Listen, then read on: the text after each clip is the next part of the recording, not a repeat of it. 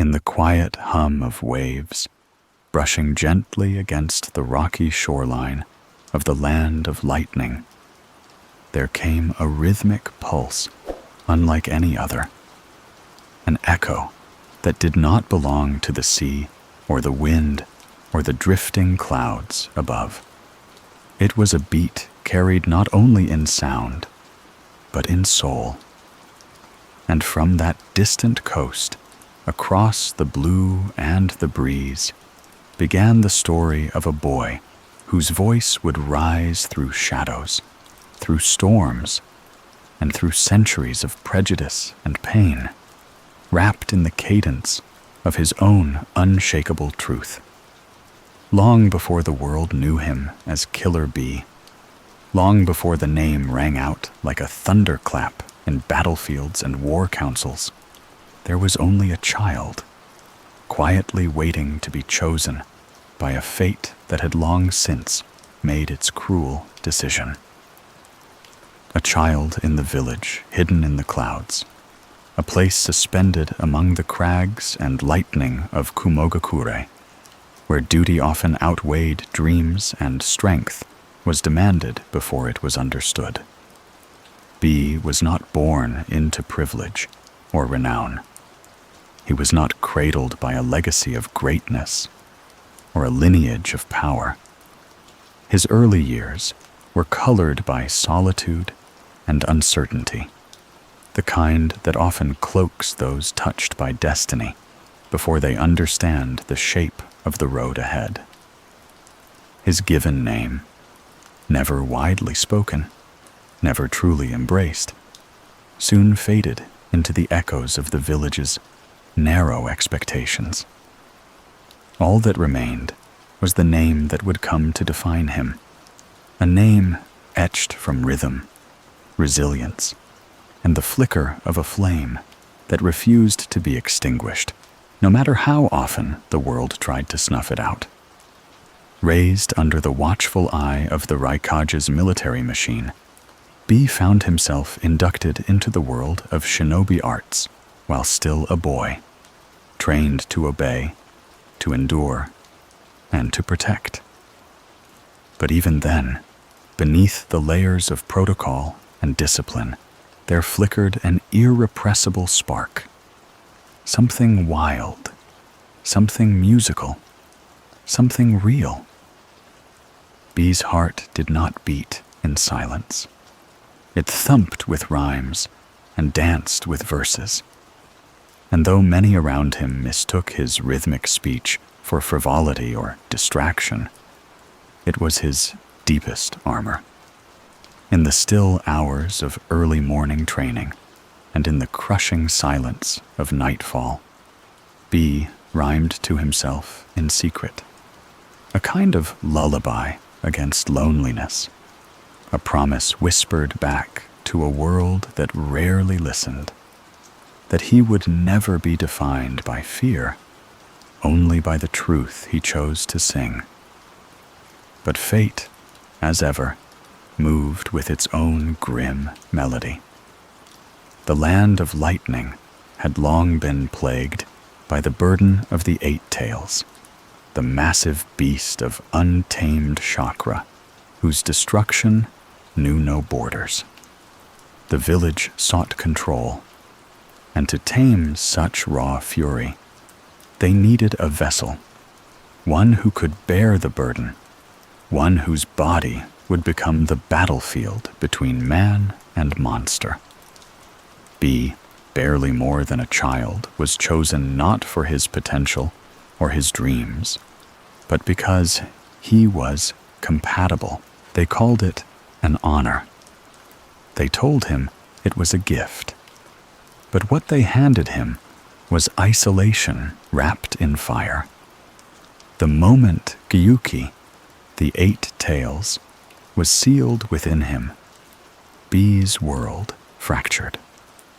The boy who once hummed verses in lonely corners now found his every breath haunted by the presence of something vast and ancient, something wild and wordless. The villagers feared him, a child now chained to a god of terror.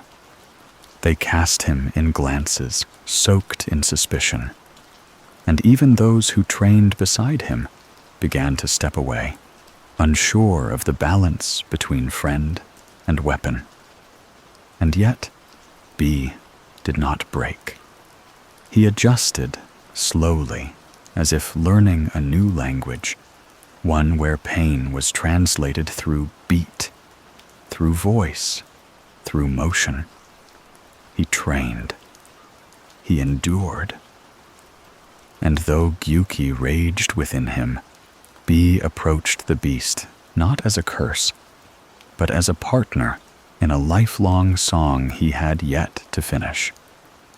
Over time, B would come to master the storm within, not by domination, but through harmony. He saw Gyūki not as a demon to be subdued, but as a fellow soul, wounded and chained just as he was. Together, they found a rhythm, a syncopation between rage and resilience. And through that bond, B began to tap into something that few Jinchūriki ever reached, a partnership that was not born of fear, but of respect. In doing so, B carved a space for himself that defied the rules of his village and the expectations of the world. He became not only a shinobi of strength, but a man of rare and radiant confidence, never quiet, never hidden, never anything but wholly, unshakably himself. And so, with each passing year, his legend began to rise, not through titles or declarations, but through the steady pulse of his presence. A presence that said, without apology, that even those shaped by pain could rise in joy, that even those burdened by darkness could shine in their own strange and beautiful light. As the moon rose high above the peaks of Kumogakure, casting long silver shadows across the quiet rooftops and jagged cliffs, Killer B, still young, still learning, still climbing toward something unseen, stood at the edge of his world and hummed softly to himself. A melody of defiance, a rhythm of survival, a quiet song of a soul unbroken. The bond between Killer B and Gyūki was not forged overnight, nor was it shaped by obedience or control. It came slowly, painstakingly, like a poem written under duress, each word earned, each line scratched into the walls of his mind during sleepless nights when the beast's chakra surged through his limbs like molten lightning, threatening to tear him apart. But B was not like others. He did not shy away from the storm inside him. He met it head-on, with humor and swagger and verse. Where others were consumed, B composed. Where others crumbled, he rhymed. It was through his music that the beast began to understand him, and through his defiance that B understood himself. The other Jinchūriki across the nations lived lives of isolation and tragedy. Many were crushed by the burden of the tailed beasts they carried, their spirits consumed by loneliness, their names etched in the margins of history as cautionary tales. But B? He refused to become a shadow of his burden. He made himself bright. He made himself loud. He made himself whole in ways few ever dared to try. even as the Raikage and the elders of Kumogakure watched with wary eyes. B continued to train, to master the deadly force inside him, not by locking it away, but by dancing with it, by living alongside it. He earned Gyūki's respect not through domination, but through kinship, an understanding that both of them were prisoners of a system that did not care to see them as more than weapons. And in that mutual recognition, something miraculous happened. The chakra of the Eight-Tails began to flow through B, not as fire through dry wood, but as music through a practiced hand. He achieved full control, not just of the tailed beast's immense power, but of his own identity. He was no longer just the Jinchūriki of the Eight-Tails. He was Killer B, Shinobi, rapper, protector, and a man who danced in battle the way a poet dances with words. As his power matured, so too did his role within the village. Kumogakure began to rely on B not only as a guardian, but as a symbol. He was the one who could tame the tide, the one who stood tall while others sank beneath the weight of the world. Yet even then, the Raikage, his older brother A man forged from steel and tempered by war, struggled to fully accept the man B had become. A's love was hidden beneath layers of duty and stoicism.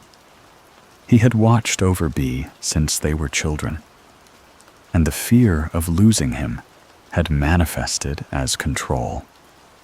He often chastised B's eccentricity, mistook his rhymes for recklessness, and failed to see that the very strangeness he sought to suppress was the wellspring of B's unshakable strength.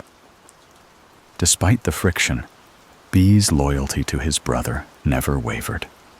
He understood that A's harshness was armor, not disdain. And in turn, A came to see that B's laughter was not a weakness. It was a rebellion against despair. The brothers, in their own difficult way, found harmony. And that harmony would soon be tested as the world outside Kumogakure began to change. Whispers of Akatsuki began to spread like storm clouds across the nations. They were more than just rogue ninja. They were a force moving in silence, collecting tailed beasts one by one, treating the Jinchūriki not as humans, but as stepping stones toward an apocalyptic vision. B, as the Eight-Tails host, was a target, though he hardly seemed to care. Even as his name rose in infamy among the criminal elite, he remained unbothered, preferring to train, to write lyrics, and to perfect the blending of taijutsu with his beast-enhanced chakra, in a style that was as elegant as it was unorthodox. Then came the day when danger became real, when Akatsuki no longer remained shadows, but emerged from them. Kisame Hoshigaki, the monstrous swordsman of the hidden mist, was sent to capture B. It was a clash of titans.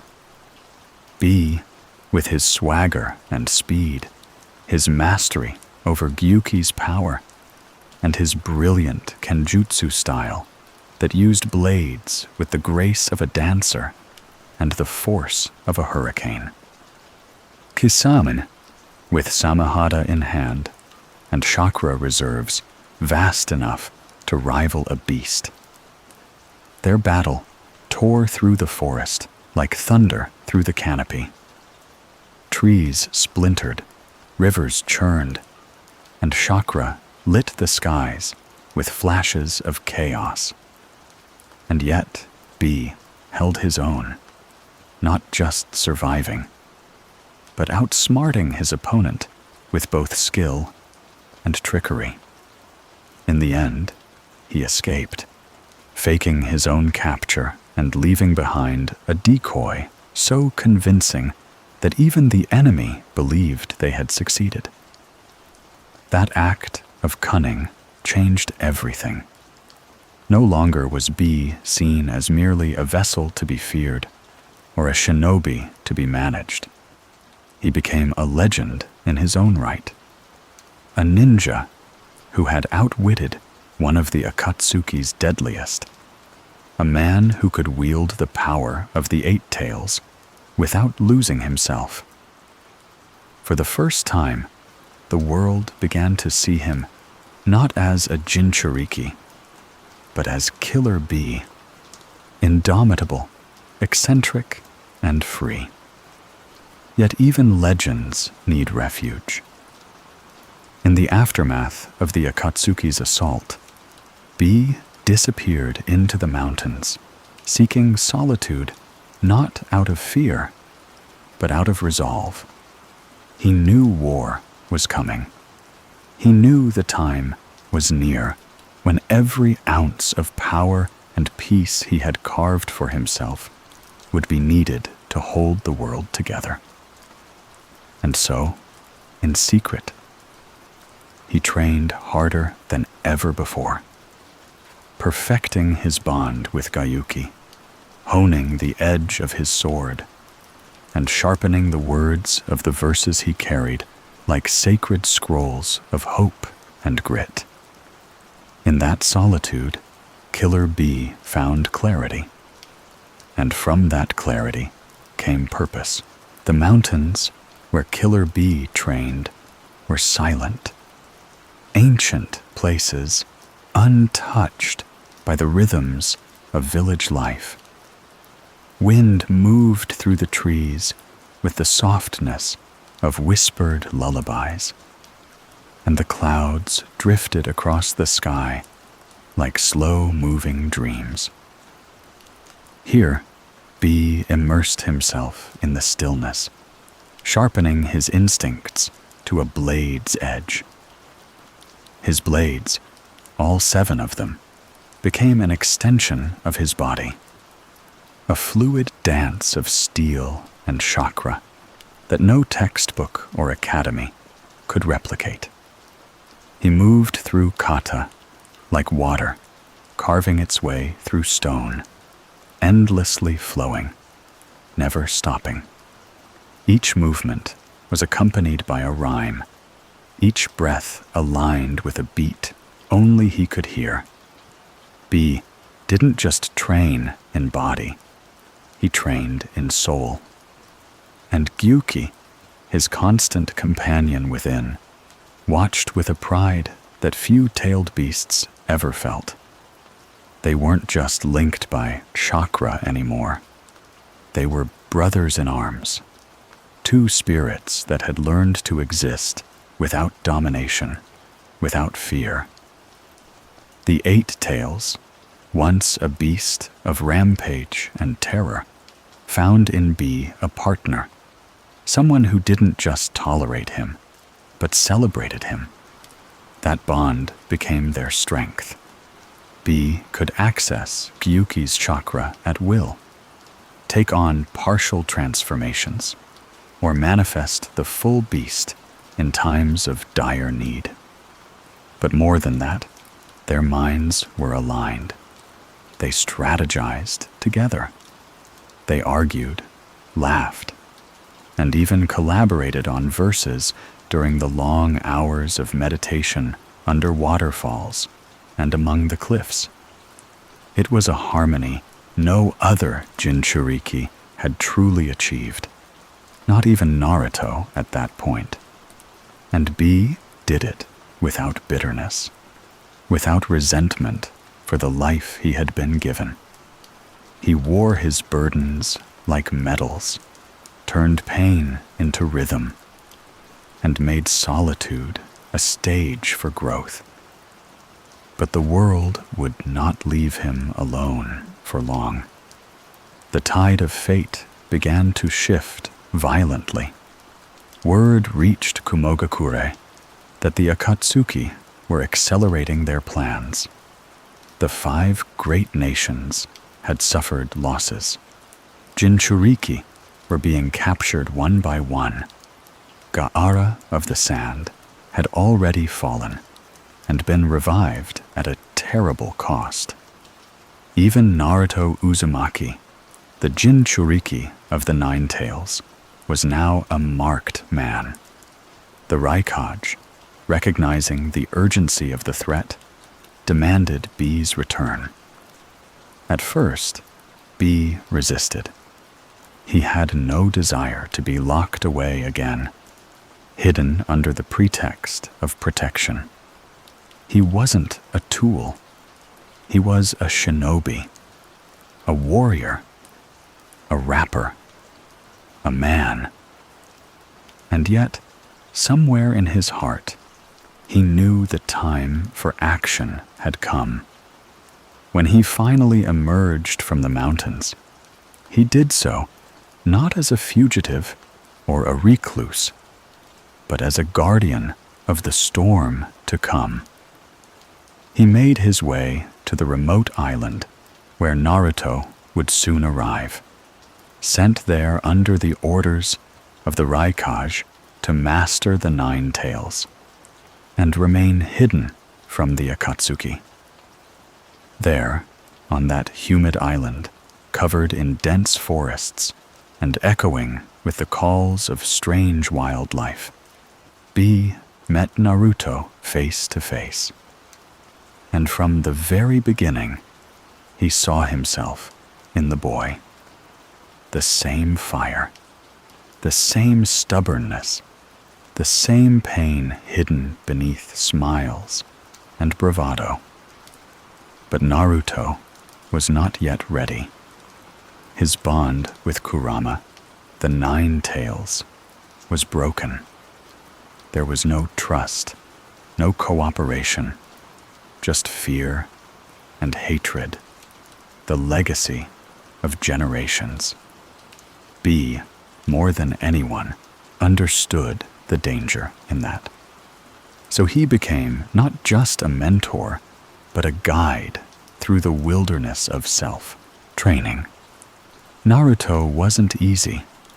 The boy had power, heart, and will. But he also carried rage and sorrow, like anchors around his ankles. B knew he couldn't simply teach Naruto how to use the beast's power. He had to teach him how to live with it, how to turn resentment into understanding. Together, they entered the caverns of meditation, and B showed Naruto how to face the darkness inside him. It was during those grueling sessions, when the Nine Tails lashed out, when Naruto came face to face with his own trauma, that B's presence became truly vital. He wasn't just a coach yelling instructions from the sidelines. He was in the trenches with Naruto, holding the boy steady when he faltered, rapping encouragement when the silence became too heavy. Through sheer will, and with B and Yamato beside him, Naruto confronted Kurama. And in a moment of furious battle, inside the mindscape, something incredible happened. Naruto did not just wrest control from the Nine Tails. He reached out, opened a hand instead of a fist, and began the long journey toward trust. And B, watching from the sidelines, couldn't help but feel pride, not just for Naruto, but for the fact that his own path, once so lonely and misunderstood, had now become a beacon for someone else. He had broken a cycle, not only for himself, but for the boy who would go on to shape the fate of the entire world. But time was not on their side. As Naruto grew stronger, so too did the storm gathering across the continent. The Fourth Great Ninja War was no longer a rumor. It was reality.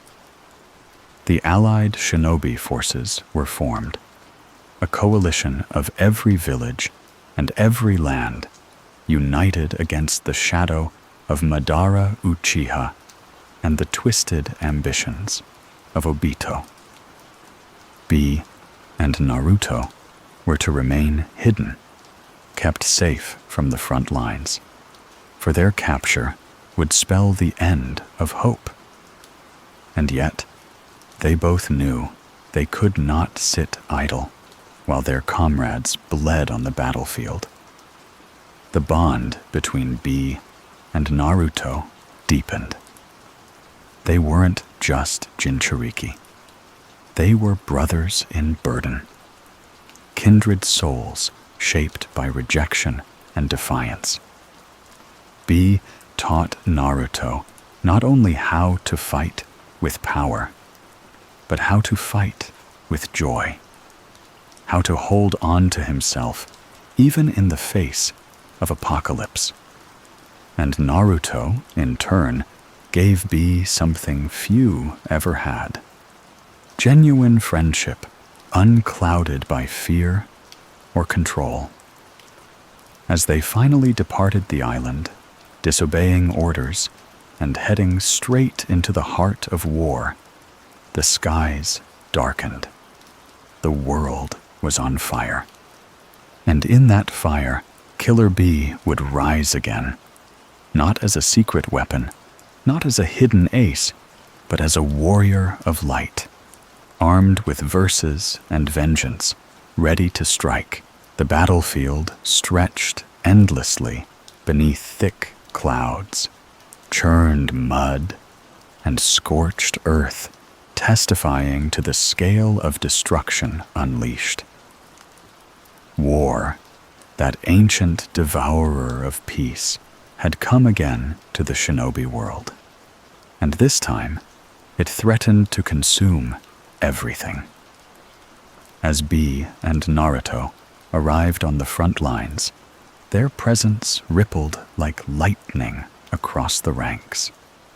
Here were the final two Jinchūriki, once outcasts and weapons, now protectors at the heart of the allied shinobi forces. And as the tide of war pressed harder, their chakra flared across the sky like twin beacons of defiance. Bee launched into battle with the same unshakable rhythm that had guided him through every hardship. Blades danced around him in a storm of steel, chakra cloaking his form in bursts of violet and blue. With Gyūki's strength coursing through him, Bee stood unshaken, even before the terrifying forms of the reanimated shinobi, brought back by Kabuto's necromantic technique. He clashed with former legends, men whose names echoed through the histories of every village. Yet Killer Bee did not flinch. He didn't fight for recognition. He fought because it was right, because the world deserved better than the fear and hatred that had defined it for too long. Beside him, Naruto soared with newfound mastery, wielding the Nine-Tails chakra with a grace no one had imagined possible. Together, the two Jinchūriki became an unstoppable force, supporting the struggling front lines with power and presence. The shinobi of every village, once wary of them, once resentful, now fought at their side with reverence. And Killer Bee, always true to himself, continued to rap even in battle, taunting enemies with lyrics as cutting as his blades, using humor to lighten the burden of death that hung over every soldier's shoulders. But the war was not a place of simple victories. It was layered with sorrow and illusions. They soon encountered the resurrected forms of Itachi Uchiha and Nagato, manipulated into battle against their will.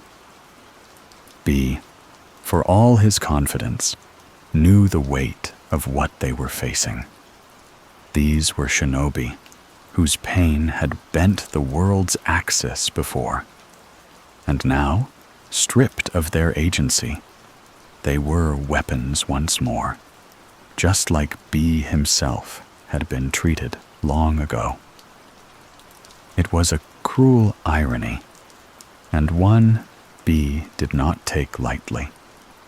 He fought Nagato with resolve, Gyūki roaring in unison, their chakra forming a living barrier between destruction and survival. But it was Naruto who reached Itachi's mind, who unlocked the painful memories sealed deep within. B watched it unfold, watched as Itachi broke free of the jutsu, and, in doing so, reaffirmed the fragile hope that shinobi could change the path laid before them. After the battle, as silence settled briefly on the land, B stood beneath a pale moon, the night wrapped around his shoulders like a shroud. War was not glorious. It was not an arena for pride or theatrics. It was a crucible, and B knew that only by staying true to one's spirit could one survive its fire. The days bled together. On the battlefield, B came face to face with one of the greatest tragedies of the war, the sight of the resurrected Third Raikage, his own mentor and predecessor, now reanimated and turned against the living. The clash was immense. The third was a juggernaut, known for his near indestructibility and unmatched speed. B, driven not by ego but by purpose, fought fiercely, memories of their past weighing down each blow he delivered. Gyūki gave everything in that battle. Their synergy stretched to the limit as they faced the one man who had once shaped B's destiny with discipline and silence. In the end, B prevailed, not by overpowering the third, but by outlasting the jutsu's control. And in that moment, B did not celebrate. He bowed his head with respect, offering a silent verse to the fallen warrior. It was not a victory, but a release. Another link to the old world, broken so that something new might emerge. As the war escalated, the truth behind it unraveled in horrifying clarity. Madara Uchiha, long believed dead, walked again upon the world, his power eclipsing everything the Shinobi Alliance had prepared for.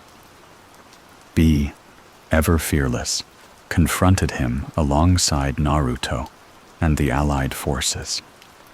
But even with all their might, even with their bond, they struggled to halt the momentum of despair that Madara carried like a storm behind his eyes. And then came the ultimate revelation. Obito Uchiha, the masked man who had orchestrated so much from the shadows, was not only alive, but also in possession of the 10 tails, having become the Jinchūriki of a force so ancient and massive that it bent reality itself. B stood upon the battlefield as the skies cracked and time seemed to unravel. He had seen war. He had seen prejudice and loneliness. But nothing prepared him for the scale of what was to come. Still, he did not falter. With Naruto at his side and the voices of every village behind them, Killer Bee pushed forward. Every verse he uttered, every movement of his blades, was a declaration that even now, in the face of gods and monsters, humanity would not be silenced. And somewhere deep inside, Gyūki growled, not in anger, but in unity. No matter how many enemies they faced, no matter how twisted the world became, Bee and Gyūki were one. And their song, forged through isolation, pain, and perseverance, would not be silenced. Not now, not ever. The battlefield was no longer just a clash of jutsu and weapons. It had become a convergence point of every pain, fear, and dream that the shinobi world had carried on its shoulders for generations. Killer Bee, once just a Jinchūriki tucked away in the mountains of Kumo, now stood beneath a war-torn sky where gods and mortals collided. The ground trembled with the weight of the 10 tails, and time itself seemed to stretch, as if the universe was holding its breath. Beside him, Naruto burned with his usual fury and hope. But even that boundless spirit was starting to feel the cost. Every blow landed, every step forward felt heavier than the last. And through it all, Bee remained grounded, his body moving through the rhythm of battle like an unbreakable verse. For so long, the world had treated him like an accident, an oddity, a container. But here, now, in the center of a war that would decide the fate of everyone, he was not a burden. He was a cornerstone. He saw the looks in the eyes of the shinobi around him. Fear, yes, but also belief. They knew who he was. Not just the Eight-Tails host, not just the rapping swordsman of Kumo. He was Killer Bee, the one who never folded, who never let hate rot his spirit, who danced even when the world told him to sit down and be quiet. And that meant something now more than ever. But belief alone couldn't shield them from what was coming. The 10 tails was a creature born not just from chakra, but from ancient sorrow. Its power was unnatural, suffocating, its presence a rejection of life itself. As Obito took on the mantle of its Jinchūriki, the world felt as though it was being rewritten. Bee fought alongside Naruto with a strength he hadn't tapped into since his training days with Gyūki. The Eight-Tails chakra flowed through him like a river surging after a dam breaks, wild but purposeful. Swords in hand, Bee carved through waves of white zetsu and summoned monsters, each slash of steel infused with his beast's rage and his own unshakable will. And still, it wasn't enough. Obito's transformation had pushed him beyond what human minds were meant to comprehend. The ground warped around his chakra, and the air itself shimmered like heat over a flame. Bee launched himself at the threat with everything he had. Ink clones surged beside him, and Gyūki lent him every last ounce of strength. For a moment, it almost looked like they could turn the tide. But moments are fragile things in war, and the tides have minds of their own. Obito struck with black rods and space-time distortions that moved faster than thought. Chakra chains lashed out, and in the blink of an eye, the Eight-Tails was caught. B screamed, not from pain, but from fear. The kind of fear that only comes when you feel something sacred slipping away. He felt Gyūki being pulled, torn, siphoned by force into the gourd of the enemy. The tether that bound them, once invisible and unbreakable, now frayed and sparking like a dying flame. B's body buckled under the weight of extraction. Blood spilled from his mouth. His vision doubled. But even then, he refused to surrender. He punched the ground, screamed his partner's name, tried to force his body to move through sheer will. But it was no use. He was pinned by a force that didn't care about effort or love or loyalty. It just took. Gyūki's voice came in quiet, like a memory. You were the only one who treated me like I mattered. And then, silence. B collapsed. He didn't know how long he was unconscious.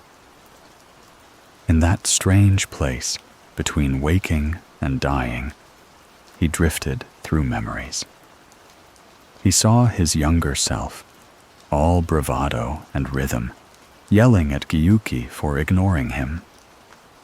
He saw the first time they trained together, the first time they made each other laugh, the first time they fought as one. He saw Darui's worried face, his brother's distant pride, the villagers beginning to smile at him instead of flinch. He saw his mother, or the faded shape of her, looking down at him with eyes that didn't blame. And then, nothing. Just quiet. When B finally stirred, it was in a field far from the center of the battle. The war had continued without him. He was barely alive, sustained only by the smallest ember of chakra left behind. Whether Gyūki had meant to leave it, or whether it was just a byproduct of their closeness, B didn't know. But it was enough to keep his heart beating. Enough to let him breathe.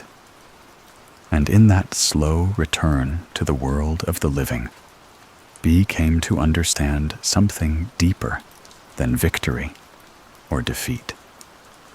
He had lost Gyūki, but not their bond, not what they had built, not what they had taught each other. His body weakened, but his resolve did not. When he was well enough to stand, he did so without a word. He practiced with his swords again, not because he was needed on the front lines, but because it grounded him. The rhythm of movement helped fill the hole left inside him. He rapped under his breath, offbeat and unsteady at first. But over time, the flow returned. His voice found its place again in the silence. The world changed. The tides shifted. Naruto and Sasuke fought battles that belonged to gods. Kaguya rose and fell. The moon itself was drawn into the conflict. Bee watched as the future bent into a shape that no one had dared dream of. A shape without war, perhaps. A shape where children might grow without curses inside them. And when the dust settled, he returned to Kumo.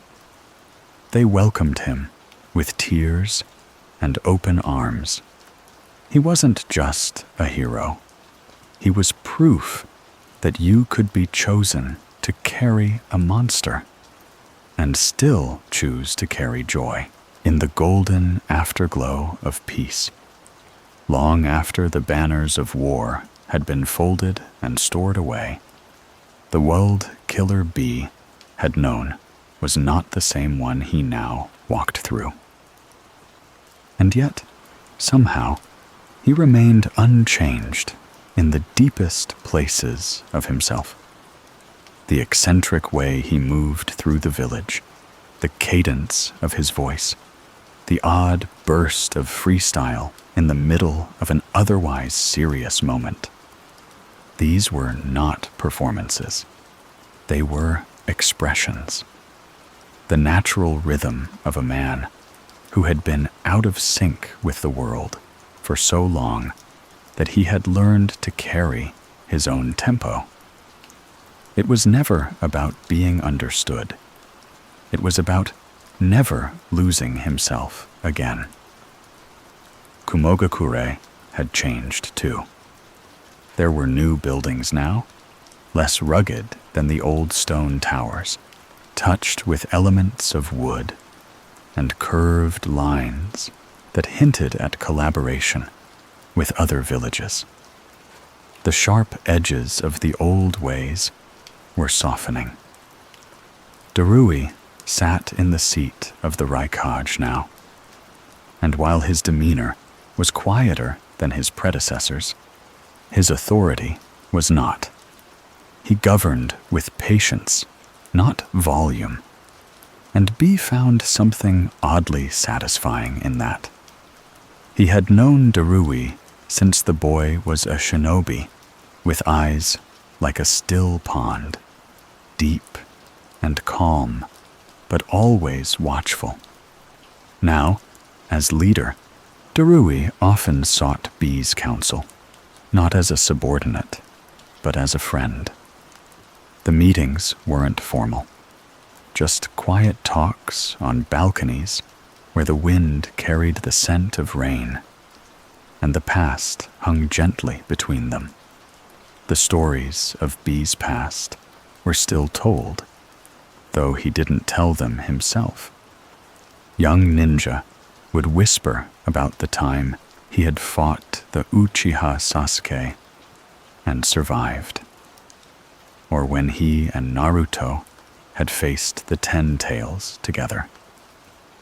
They spoke of him like a legend, a myth, someone who walked just slightly outside the boundary of reality. And in a way, they were right. Bee had always moved in a space of his own design. Even now, years after the war, he preferred solitude, rising before the sun to train on the cliffs, where the wind was sharp and pure, and nothing echoed back but his own breath. His connection to Gyūki, though severed in the physical sense, still lingered like a cord stretched across time. Sometimes, in dreams, he would hear that familiar rumble, the sarcasm, the protective growl. Sometimes, he'd wake with his heart pounding in sync with a beat he no longer carried. He knew it wasn't real, but it felt real enough. Bee never mourned the loss of Gyūki, not with tears. Instead, he honored him in silence, in song, in the steady way he continued to live. There was peace in letting go, but only if you held on long enough to understand what it truly meant. Every few weeks, Bias would travel into the countryside alone. He didn't tell anyone why or where he went, but those close to him had come to understand. There was a cliff high above the valley where Gyūki had once emerged during a training session, and where B had first realized he was not a prisoner of his power, but a partner to it. He would sit there, legs crossed, hands resting gently on his knees, and simply breathe. No verse, no rhyme, just breath. The villagers below had built a small shrine there after the war. Nothing ornate, just a stone marker and a carved kanji for bond. Bis never touched it, but he always left something nearby, usually a single note scribbled on parchment and weighted down with a pebble. The wind always carried it away by morning. He trained still, not out of necessity, but devotion. Sword forms in the forest, calligraphy by candlelight, meditation by moonrise. His movements had slowed, become more deliberate. The power was still there. Age had not softened his edge, but he no longer chased anything. He simply refined, honed, like a craftsman shaping the same instrument over and over again until it sang just right. And that was the essence of Killer B. He didn't believe in endings, only in better versions of the self. Children would find him sometimes. They came with eyes full of wonder, scrolls in their hands, asking for rhymes, or training, or tales of battle. He would give them what they asked for, but only in pieces. A riddle here, a movement there, a line of rap they had to finish themselves. He told them the truth, that the most powerful thing a shinobi could do was protect without being told, believe without needing proof, and love without waiting for permission.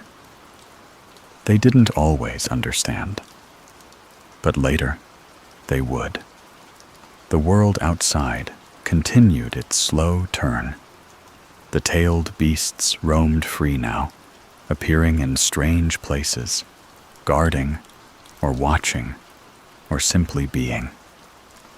Kurama's absence was still fresh in the hearts of those who knew Naruto, and in that loss, B found his own reflection. He thought often of what it meant to carry such a being inside you, to fight with it, to laugh with it, to trust it, and then to stand alone again. But B did not carry sadness, not like others.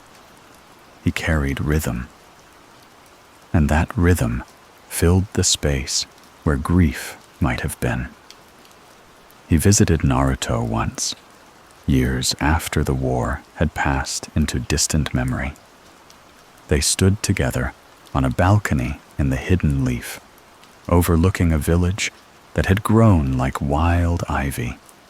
Children played beneath banners. Cherry trees bloomed where once there had been rubble. Naruto asked him if he ever missed the old days. B laughed, not a harsh laugh, but a soft one, with edges worn smooth by time. "Nah, bro," he said. "I miss the silence after the storm. The world sings sweeter now." And Naruto nodded, because he understood. That night, B left behind a scroll. It wasn't labeled, just sealed with a red string. Naruto read it after he was gone. It wasn't a story. It was a poem. 7 verses, one for each of the tailed beasts, each stanza ending with the same line, still flowing, still free. Naruto didn't say anything about it. He just placed the scroll among the Hokage records, next to the names of those who had shaped the world without ever needing to conquer it. And so, Killer Bee faded quietly from the spotlight, not as a ghost or a memory, but as something better, a rhythm still playing in the background of the world, a verse unfinished, not because it was forgotten, but because it never needed to end. Time doesn't pause for legends, but it does learn to move around them, to accommodate their weight in the world. As the sun began to set on the shinobi age that had once been choked by war and vengeance, a new rhythm took hold, a gentler one. In this quieter future, Killer Bee became something rarer than a hero. He became a guardian of peace, not through force, but through presence. His name, once shouted on battlefields, was now spoken in stories, whispered to children before sleep, passed down by parents who still remembered what it meant to be afraid. His tale had softened over the years, but it had not dimmed. The shine of his spirit endured, not because of what he did, but because of who he was. Killer Bee, the Eight-Tails Jinchūriki, the shinobi who turned pain into poetry and rage into rhythm, never sought glory. He had lived long enough to see that the world's praise was fleeting, its memory fickle. What mattered most to him in the end were the bonds that couldn't be erased by history. The trust of his brother, the laughter of Gyūki, the wide-eyed admiration of Naruto, and the quiet love of his village, even when they hadn't known how to show it. Those things stayed with him, echoing in his thoughts long after the final battles had ended. He didn't retire in any official way. He didn't hold a ceremony or make an announcement. One day, he simply stopped reporting for missions. The Raikage understood immediately. B had earned his peace 1,000 times over. No one dared question it. He spent his days near the cliffs that overlooked the ocean, where the waves crashed like heartbeats against the rock. Sometimes he would rap to them, his voice rising over the wind, laughter in every syllable. Other times, he would just sit and listen, watching the horizon where sea met sky. That's where he felt closest to Gyūki, whose absence still pressed against his chest like a hand. Not painful anymore, just present. A companion made of memory. He no longer carried samehada, nor did he wear his headband every day. Symbols had served their time. Now he lived simply, often wearing a loose cloak and walking barefoot through the tall grass surrounding the village outskirts. Children who spotted him from a distance would often debate whether it was really him. "That's Killer Bee." "No way, he's just an old man." "But he rapped at my cousin's birthday." The mystery delighted him.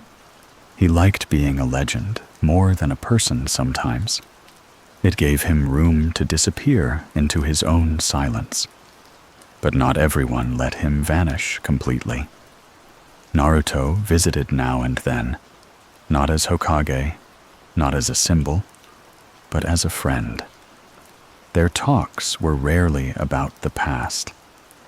They spoke of dreams, of peace, of the weight of power, and the joy of freedom. B always had advice, but never gave it like a lecture. His words came wrapped in stories and metaphors, lessons that bloomed slowly over time. When Naruto left, he always bowed, not out of duty, but out of gratitude. Years slipped by, seasons turned, and B remained steady, strong, and whole. The people of Kumogakure grew used to seeing him near the waterfalls, or sitting beneath the old sakura tree that bloomed pink even in early spring. He didn't attend meetings, didn't train students, didn't get involved in politics. But he was never inactive. He wrote dozens of scrolls filled with his rhymes, reflections, and quiet philosophies. He even wrote lullabies, soft, rhythmic pieces meant to be read aloud to soothe the restless heart. Some were picked up by wandering musicians. Others made their way into literature collections unknowingly. All carried the same energy, that of Killer B, whose spirit could not be contained by paper and ink. One winter, snow fell heavier than usual. The mountain passes were sealed off, and the village entered a state of quiet hibernation. B was seen less during those weeks. The villagers thought he might have gone away for training, or maybe taken shelter somewhere warmer. But he had simply chosen solitude, walking each day into the forest beyond the cliffs, leaving no footprints behind. It was in that deep, silent cold that B found what he had been moving toward for years. Not death. He did not fear that, but peace in its truest form. The kind that doesn't arrive in battle or ceremony, but in breath and stillness.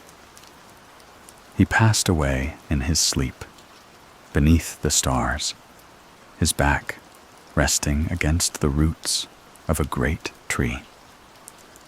His eyes were closed, his face serene.